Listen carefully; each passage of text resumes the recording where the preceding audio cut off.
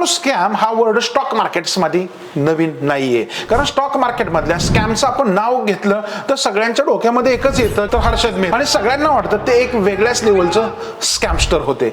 पण जसं टाइम बदलत गेला, स्कॅमने मोठं रूप धारण करत गेले याच्यामध्ये. म्हणजे 1992 मध्ये झाला हर्षद मेहता स्कॅम, जो जवळपास 4,000 कोटी रुपयांचा होता त्या काळामधील. मग 2013 मध्ये NSCL चा स्कॅम झाला, जो 5,600 करोड रुपयांचा होता, जो जिग्नेश शहाने केला होता. 2009 मध्ये सत्यम स्कॅम झाला, जो रामलिंगा राजूने फॉल्स प्रॉफिट दाखवले याच्यामध्ये आणि जवळपास 7,000 कोटींचा स्कॅम केला.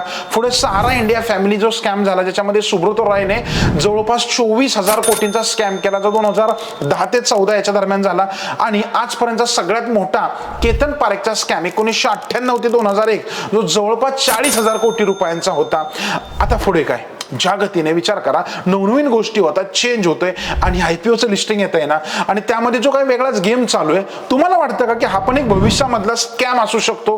तुम्हाला वाटतं का की हा पण एक स्कॅम बनू शकतो? आणि महत्वाची गोष्ट म्हणजे आम्ही या विषयावर पण एक मोठा इन डिटेल व्हिडिओ बनवलेला आहे, तो अवश्य पहा, कारण त्याच्यामध्ये आम्ही इन डिटेलमध्ये काही रिझन्स देतील. म्हणजे मला काय वाटतं, हे डझंट मॅटर, त्याच्यामध्ये काही प्रॅक्टिकल गोष्टी आम्ही तुम्हाला दाखवलेत. मग त्याच्यानंतर तुम्ही कमेंट करा की तुम्हालाही वाटतं का की IPO स्कॅम आहे का. महत्वाची गोष्ट म्हणजे असं इंटरेस्टिंग, नॉलेजेबल आणि महत्वपूर्ण माहिती जाणून घेण्यासाठी चॅनलला सबस्क्राईब करायला विसरू नका.